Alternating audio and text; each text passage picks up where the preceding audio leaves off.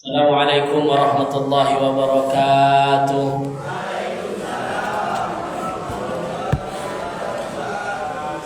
Alhamdulillah, wassalatu wassalamu ala rasulillah wa ala alihi wa sahbihi wa mawala. Wala hawla wala quwwata illa billah. Rabbi israh li sadri wa yassir li amri wahlul 'uqdatam min lisani yafqahu qawli. Qala Allah Ta'ala fil Qur'anil Karim, Bismillahirrahmanirrahim. Ya ayyuhallazina amanu taqullaha wal tanzur nafsum ma qaddamat lighad wattaqullaha innallaha khabirum bima ta'malun. Shadaqallahul azim. Yang saya muliakan para orang tua kami, imam masjid,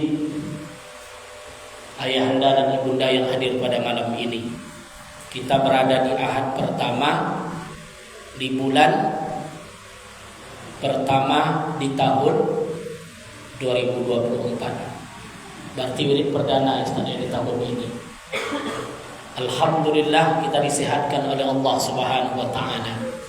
Mudah-mudahan bergantinya tahun semakin baik kita.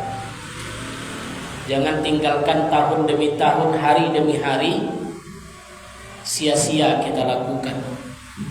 Bukan justru kita menjadi orang yang baik, tapi makin lama tidak ada kata-kata bosan untuk ibadah.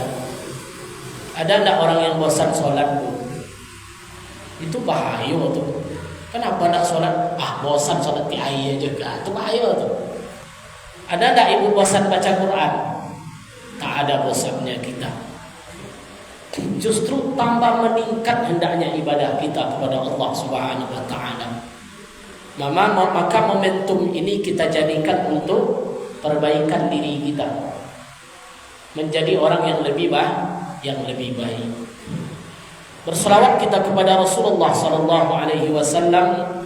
Allahumma shalli ala sayyidina Muhammad wa ala ali sayyidina Muhammad. Nabi yang mulia yang kita syafaatkan, kita harapkan syafaatnya di yaumil mahsyar kelak. Nabi yang membimbing kita, insyaallah semua jemaah Masjid Nurul Falah ini ikut dengan rombongan beliau nanti menuju surga Allah Subhanahu wa taala. Amin ya rabbal. Sekete amin, tak yakin nampaknya. Yakin, Bu? Yakin. Ya, kita harus yakin bahwa kita ini nanti bersama Rasulullah masuk ke surga Allah Subhanahu wa taala. Baik, kajian kita tematik. Tematik itu artinya apa, Ustaz? Bebas ya. Nah, kajian bebas. Tentu malam ini tema kita adalah merenungkan awal tahun. Apa yang harus saya lakukan tahun ini? Meskipun ini tahun Masehi, tapi setidaknya memperingatkan kita bahwa berkurangnya, bertambahnya tahun, apa makna yang pesan yang terselip di sana? Bertambahnya tahun, berkurang jatah umur kita. Betul tak? Bertambah tahun, berkurang jatah umur kita. Maka kuncinya sekarang, sering-seringlah kita mengingat. Makanya Umar bin Khattab radhiyallahu anhu, sahabat Nabi Muhammad sallallahu alaihi wasallam, apa kata beliau? Hasibu anfusakum qabla an tuhasabu wa wazinuha qabla an tuwazzinuha wa ta'habbu lil ardil akbar, kata Umar. Hasibu anfusakum, hitung-hitunglah dirimu. Apa maknanya, Bu? Hitung-hitunglah dirimu. Apa yang dihitung tuh Ustaz? Amal kita. Qabla an tuhasabu, sebelum engkau dihitung oleh yang maha menghitung. Muhasabah itu makna muhasabah. Jadi kata muhasabah itu asal katanya hasabah. Hasibu, hitunglah. apanya yang kita hitung? Amal ibadah kita. Yang tahu dosa kita siapa? Kita sendiri. Yang tahu diri kita itu kita, orang lain tidak tahu. Karena orang lain menengok kita kadang baik. Oh, itu rajin sholat, orang menengok. Cuman diri kita siapa yang tahu? Diri kita sendiri. Maka Umar mengatakan, hitung-hitunglah, renungkanlah. Apa yang kita renungkan tadi? Amal ibadah sudah cukup atau belum? Belum cukup. Wawazinu, kata Umar tadi, timbang-timbanglah. Nah, kalau bahasa timbangan tentu baik buruk, lebih baik buruk atau baik. Saya tanya ibu, rasa-rasanya lebih banyak dosa atau pahala, bu? Iyalah. Rasa-rasanya lebih baik dosa atau pahala? Dosa. Maka berubahlah kita. Untuk apa gunanya? Wa ta'ahhabu lil 'ardil akbar. Orang yang menghitung-hitung dirinya, orang yang menimbang-nimbang dirinya, dia akan mempersiapkan pada suatu hari yang sangat besar. Apa itu hari besar itu? Hari pembalasan. Di situ dihitung oleh Allah. Sudah siap nggak diri kita dalam panggilan Allah tadi? Dan Allah Maha Adil, nampak semuanya. Tidak ada satupun yang bisa kita tutup-tutup. Maka segeralah kita untuk mencari ampunan Allah Subhanahu wa ta'ala. Karena waktu ini terus berputar, terus bergerak, kita tidak sadar. Maka hadis Nabi mengatakan, "Ya'tanim khamsan qabla khamsin." Jago yang 5 sebelum datang yang 5. Ini semua kita hafal. Anak TK pun hafal dia. Jagalah yang 5 sebelum datang yang 5. Apa yang 5 itu? Yang pertama, syababaka qabla haramika. Jagalah masa mudamu sebelum datang masa tuamu. Saya tengok di masjid ini muda-muda semua. Masih muda-muda ya, Bu ya? Masih muda. Paling ini umur 40 tahun ke bawah. Iya, Bu. Meskipun kita sudah tua, semangatnya semangatmu muda, rajin ke masjid, rajin ibadah, rajin semuanya. Makanya Rasul mengatakan, jaga masa mudamu sebelum datang waktu tua. Karena waktu itu kita tidak bisa mengulang kembali. Ya, tak bisa lagi. Karena waktu yang masa lalu itu hanya angan-angan. Ya. Laita syababu ya'udu yauman, kata para syair itu. Apa katanya? Ya Tuhan, mudah-mudahan datanglah masa muda itu meskipun 1 hari. Bisa tak? Tidak bisa. Sehingga masalah waktu ini paling banyak Allah bersumpah dengan waktu. Coba tengok Bapak Ibu. Wal asr, demi waktu asar. Wal fajr, demi waktu fajar. Wad duha, demi waktu duha. Wal lail, demi waktu malam.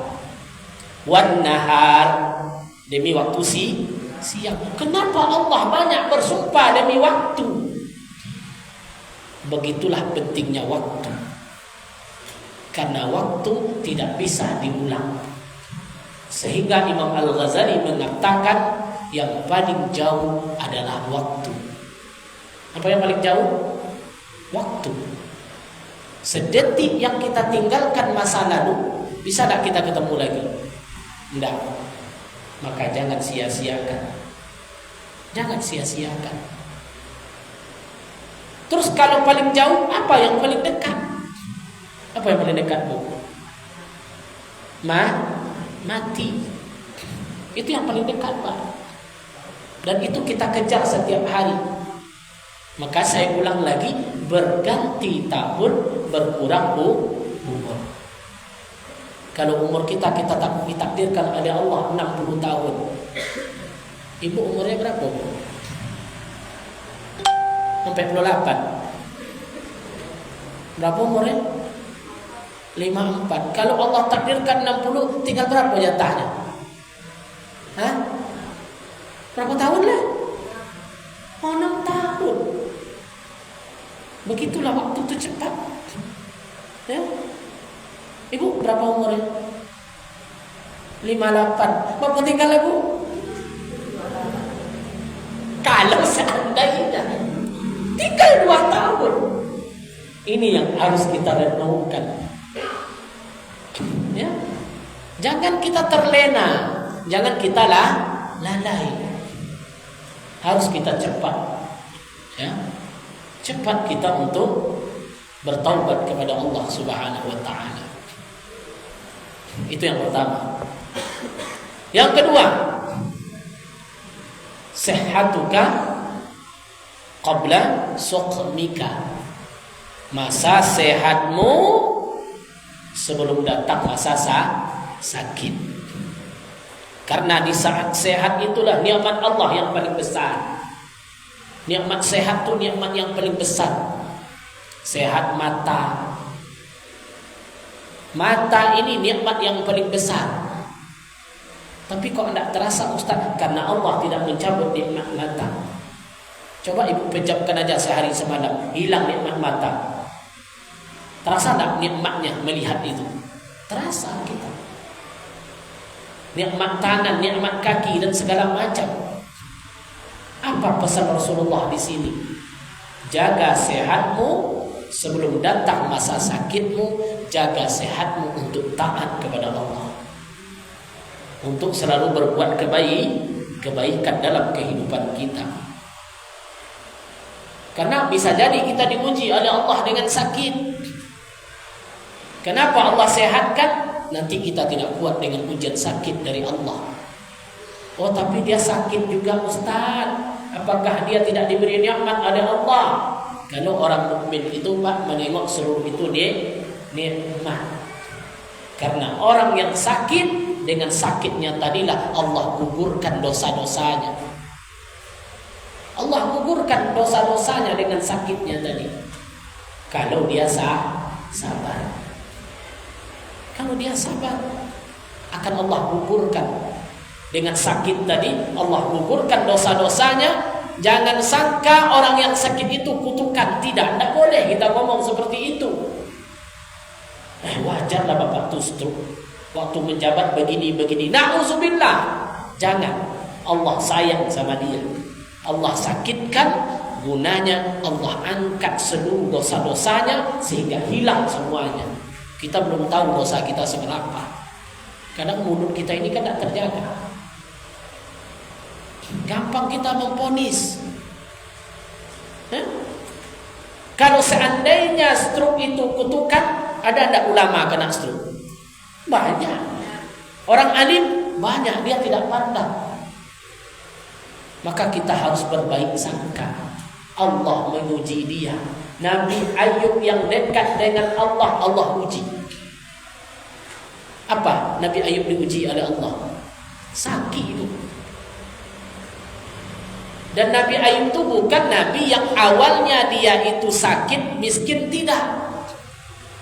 Nabi Ayub itu Allah berikan kepada dia kekayaan. Kaya Nabi Ayub itu. Saking kayanya istrinya 4. Biasanya orang kaya banyak istrinya, ya Ustaz. Iya Pak, ada bapak yang kaya di sini. Kalau satu istrinya rugi itu, nah marah ibu nanti sama saya. Gak cukup satu saja, karena prinsipnya satu. Ya, satu ya, aman. Tapi Nabi Ayub alaihi salam dia kaya raya. Istrinya 4 soleha semuanya, taat. Anaknya baik-baik. Sehingga iblis cemburu. Iblis protes. Wajar ya Allah, Nabi Ayub ini taat kepada Engkau. Dia kaya, istri baik, anak baik, tidak ada ujian. Maka Allah uji. Karena iblis protes, diuji oleh Allah. Tengoklah hambaku, kata Allah. Akhirnya apa yang terjadi? Ditiupkan penyakit oleh iblis. Langsung Nabi Ayub sakit. Sakit Nabi Ayub, Pak. Rumahnya, hartanya hancur semuanya. Ya, kalau lah sakit, usaha hancur. Anak-anak diwafatkan oleh Allah. Istri yang 4 orang tadi, 3 pergi. Tidak tahan dia lagi. Yang tinggal siapa? 1 orang. Siapa namanya? Bu, siapa namanya? Istri Nabi Ayub. Onde. Siapa namanya, Ustaz? Istri Nabi Ayub? Lupa dia. Sayyidah Rahmah. Maka doa di nikah itu kan ada tuh. Sudah nikah, jawab kabul. Ustaz nikah. Aku KUA, makanya selalu terhubung dengan nikah. Kan kami jawab kabul. Allahumma alif qulubahuma ya Allah, kama alafta baina Adam wa Hawa.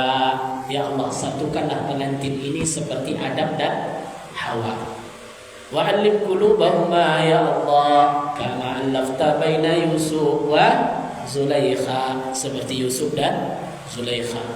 Warhamhuma ya Allah, kama rahamta baina Ayyub wa Rahmah.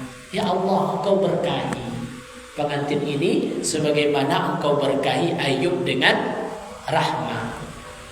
Rahmah ini kan istrinya yang setia meskipun abangnya sakit. Berapa lama Nabi Ayub sakit, Bapak Ibu? Saya tanya ibu, sempat suaminya sakit 2 tahun tidak bisa berjalan, kuat ibu? Aja minta dong ibu, jangan minta puluh. Andai kuat tak seorang istri? Pikir-pikir dulu Ustaz, katanya kan. Siti Rahmada. Berapa lama Nabi Ayub itu sakit? 18 tahun. Berapa bu? 18 tahun. Yang berfungsi hanya hati dan otak. Kau melepuh semuanya. Ulat yang makannya. Badannya dimakan ulat. Apa yang berfungsi? Hati dengan otak. Ini dah habis, ini turun semuanya, kulit. Berapa lamanya? 18 tahun. Masya Allah. Ada anak manusia yang seperti itu. Maka inilah salah satu hujah Allah. Inna Allah yahtaju yawmal qiyamah bi'arba'atil anbiya. Kata ulama, Allah itu akan berhujah nanti dengan 4 orang nabi. Hujah yang pertama dengan Nabi Ayub. Apa hujah yang pertama dengan Nabi Ayub? Ada ibu itu ditanya oleh Allah, hai fulana, kenapa engkau tak solat? Aduh ya Allah, saya tak bisa solat lagi, saya sakit. Apa kata Allah? Lebih kuat mana sakit engkau daripada Nabi Ayub? Kuat mana bu? Kuat Nabi Ayub, tetap dia ibadah kepada Allah. Ikut baru sakit palu, malah tinggal solat. La ilaha illallah. Sakit kepala, tinggal solat. Maka solat tak ada tempat tinggalnya. Sampai kapanpun solat itu tetap wajib. Maka Nabi Ayub ini, adakah dia mengeluh kepada Allah? Tidak. Ayub tidak mengeluh, hanya berdoa kepada Allah. Sampai-sampai dalam sebuah kisah, istrinya berkata, hai suamiku, berdoalah engkau kepada Allah. Bukankah Allah maha mengabulkan doa? Apa kata Nabi Ayub? Aku malu untuk berdoa. Sekian lama Allah memberikan kebahagiaan. Malu dia untuk berdoa kepada Allah. Begitulah adab orang-orang dulu untuk berdoa kepada Allah. Nabi Yunus 40 hari dalam perut ikan. Ada enggak doanya, Pak? Ya Allah, keluarkan saya dari perut ikan ini. Ada enggak doanya seperti itu? Tidak ada. Tapi apa yang beliau baca? Subhanakallah, apa? Inni kuntu minas zalimin. Itu aja dia baca. Nabi Adam alaihissalam dibuang ke dunia. Ada anak dia minta, ya Allah masukkan lagi saya ke surga ya Allah. Enggak. Tapi apa doa Nabi Adam? Rabbana zalamna anfusana wa illam taghfir lana wa tarhamna lanakunanna minal khasirin. Sementara kita berdoa itu kadang-kadang langsung, ya Allah banyakkanlah rezeki saya. Langsung saja kita berdoa. Itu tidak dikabul pun komplain kita. Terlalu kita tak seimbang antara ibadah kita kepada Allah dengan doa. Ini bukan berarti kita tidak boleh berdoa, bukan. Karena doa ini penting. Silahul mukmin, doa orang mukmin. Itu senjata bagi orang mukmin, doa tadi. Jadi hujah Allah itu 4 orang nabi. Orang sakit siapa tadi? Nabi Ayub alaihissalam. Datang pula seorang manusia di akhir kelak dikatakan oleh Allah, kenapa kamu tidak mau beribadah kepada-Aku? Apa jawab manusia tadi? Ya Allah, waktu di dunia ini saya sangat miskin, fakir, tak sempat lagi untuk ibadah. Apa kata Allah ketika itu? Mana lebih miskin engkau daripada Isa alaihissalam? Jadi yang paling miskin itu siapa, Pak? Nabi Isa alaihissalam. Nabi Isa itu miskin semuanya. Istri tidak punya. Ya kan? Kalau kita semiskin apapun tetap punya. Iya, Pak. Tetap punya bini. Nabi Isa tidak punya istri. Miskin umur. Berapa umur Isa diangkat oleh Allah ke langit? 33 tahun. Rumah tidak punya. Tak punya rumah dia. Dia mengembara Nabi Isa alaihissalam. Tak ada orang semiskin dia. Maka Allah berikan hujah, lebih miskin mana engkau daripada Nabi Isa alaihissalam. Datang lagi sekelompok manusia. Apa kata Allah? Hai manusia, kenapa engkau tidak taat kepada Aku? Apa jawab manusia tadi? Ya Allah, saya tak sempat ibadah kepada Engkau karena saya dulu kaya raya. Saking kayanya sibuk mengurus karyawan, tak sempat ke masjid. Meeting ke meeting. Ya. Pergi malam, pulang malam. Ya. Pergi malam, pulang malam. Saking banyaknya hartanya sehingga tak sempat ibadah kepada Allah. Maka Allah mengatakan, lebih kaya mana engkau daripada Nabi Sulaiman alaihissalam. Kaya tak Nabi Sulaiman? Kaya. Nabi Sulaiman itu punya 2 kota. Satu kota terbuat dari emas, satu kota terbuat dari perak. Ada tak yang seperti itu kayanya? Sekaya apapun orang hari ini, mulai dari Nabi Adam sampai akhir zaman, tak akan ada satupun yang menandingi kayanya Nabi Sulaiman alaihissalam. Tidak bisa berhujah. Ya, tidak bisa berhujah. Nabi Sulaiman seorang raja, kaya raya, semuanya dia punya, tapi dia tetap taat kepada Allah Subhanahu wa taala. Terus datang pula sekelompok manusia lagi. Wahai manusia, kenapa engkau tidak taat kepada-Aku? Kata Allah. Apa kata manusia tadi? Ya Allah, saya tidak sempat ibadah kepada Engkau karena saya sibuk melayani fan saya. Apa itu? Orang ganteng, artis lah kalau sekarang. Sibuk dia melayani orang lain, sehingga meninggalkan ibadah kepada Allah. Maka Allah mengatakan, lebih cakap mana engkau daripada Nabi Yusuf alaihissalam. Nabi Yusuf itu akan terlawan. Allah ciptakan dia mulai dari Nabi Adam sampai akhir zaman nanti tidak akan ada orang yang menandingi parasnya Nabi Yusuf alaihissalam. Makanya banyak perempuan mencari suami namanya Yusuf, tapi tidak juga antek. Banyak membuat nama anak Yusuf. Mencari apa? Mencari akhlak bagaimana Nabi Yusuf alaihissalam tetap taat kepada Allah Subhanahu wa taala. Maka kembali ke awal tadi, gunakan masa sehatmu sebelum datang masa sakit. Yang ketiga, ghinaka qabla faqrika. Gunakan masa kaya engkau sebelum datang masa miskin. Apa makna tersirat di sini? Gunakan harta yang diberikan oleh Allah tadi untuk sebagai bekal kita menghadap Allah. Jangan kikir. Keluarkanlah zakat. Berbagilah kita dengan orang lain. Wa fi amwalihim haqqul lis-sa'il wal mahrum. Karena di dalam harta kamu itu, kata Allah, terdapat hak orang-orang fakir, hak orang minta.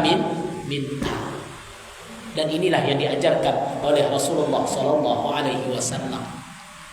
Di samping kita cinta, Rasul itu paling cinta dengan orang fakir, paling cinta dengan orang miskin. Maka Rasulullah Sallallahu Alaihi Wasallam syadidul haya'i wat tawadu' yakhsifu na'lahu wa yarqa'u thawbahu yuhibbul fuqara'i wal masakin wa yajlisu ma'ahum wa ya'adu mardahum. Nabi Muhammad itu sangat cinta terhadap orang fakir dan miskin. Wa yajlisu ma'ahum. Rasulullah sering duduk dengan orang fakir miskin. Rasulullah sering menjenguk yang sakit orang-orang miskin. Kalau kita sering jenguk sakit itu orang kaya atau orang miskin? Jujur aja lah Bu. Oh, bapak si anu masuk rumah sakit, masuk di grup WA Nurul Falah. Sekarang kan main grup itu Ustaz. Siapa yang sakit? Bapak si anu. Rupanya bapak tuh orang kaya. Oh ya, masuk kita sama-sama menjenguknya ke rumah sakit. Besoknya datang lagi. Sebulan setelah itu diumumkan kepada anggota grup, bapak si anu sakit. Identitas bapak tuh cuman orang miskin. Apa kata ibu? Pas pulang aja lah jenguk nanti itu. Hilang semangatnya. Berarti bukan cerminan orang-orang yang berbagi terhadap orang yang membutuhkan. Jadi tengok-tengoklah mas di rumah tuh. Tengok-tengok rekening kita. Mulailah kita berbagi. Gimana caranya Ustaz? Gampang Pak, tidak perlu banyak. Yang perlu itu adalah terus menerus. Umpamanya ibu setiap pagi Jumat saya bersedekah. Berapa sanggupnya? 50.000 sanggup? 20 pagi Jumat berkah. Karena kita nyari hari Jumat 20 sanggup. Tidak sanggup Bu. 10.000 sanggup atau enggak? Sanggup. 10.000 setiap pagi Jumat.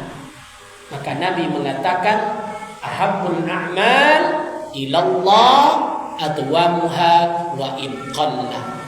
Rasul sangat cinta terhadap amalan seorang hamba terus menerus wa in qalla, walaupun sedikit.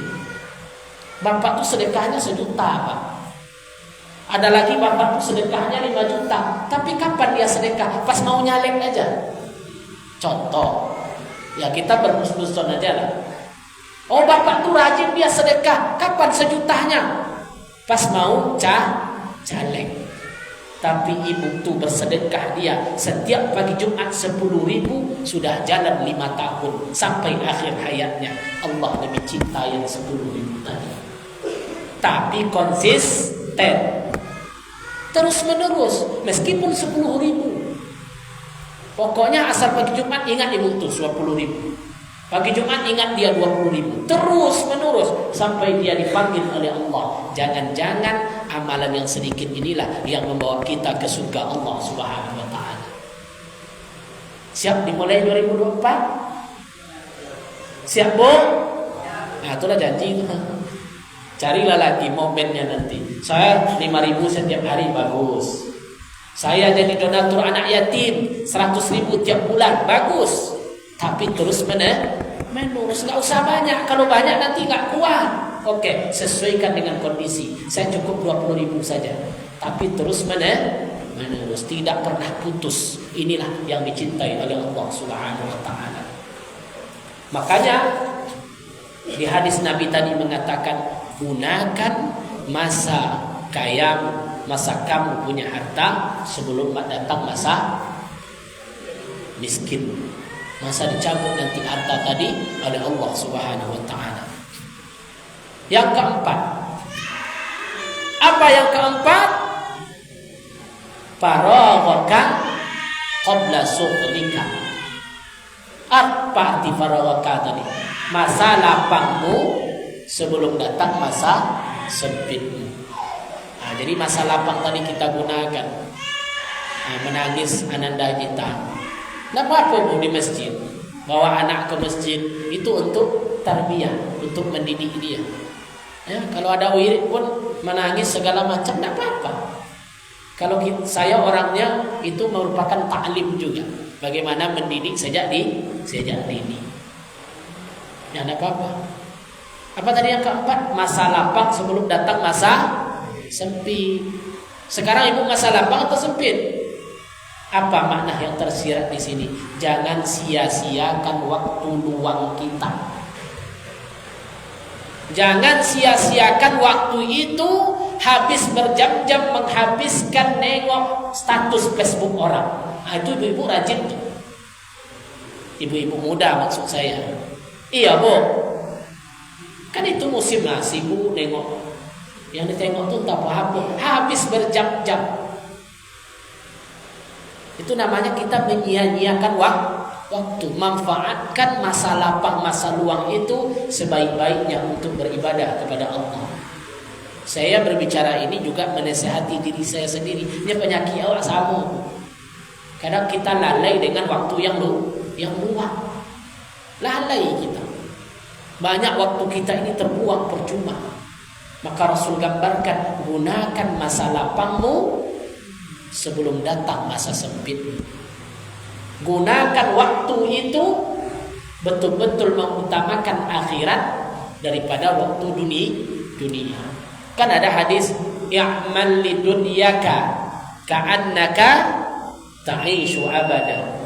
Nah, sampai Ustaz. Sedikit lagi Bu ya.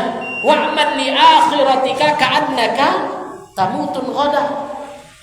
Oh, ini sebagian orang mengatakan hiduplah kamu untuk duniamu seolah-olah kamu hidup selama-lamanya. Hiduplah untuk kamu untuk akhiratmu seolah-olah engkau mati besok pagi. Apa maknanya di sini? Oh, samakan dunia dan akhirat, tidak. Wal akhiratu khairu wa abqa. Akhirat tetap lebih utama. Kenapa disebutkan beramal untuk duniamu? Untuk dunia itu bisa ditunda. Kenapa? Waktu masih panjang. Beramal untuk akhirat jangan ditunda. Kenapa? Kamu akan mati. Nah, inilah pesan di sini. Gunakan masa lapangmu sebelum datang masa sempitmu. Dan terakhir, hayataka qabla mautika. Hidupmu sebelum datang masa matimu. Maka terakhir kita tutup dengan ayat tadi, ya ayyuhallazina amanu taqullaha, orang-orang beriman, takutlah kamu kepada Allah, wal tanzur. Inilah muhasabah terima.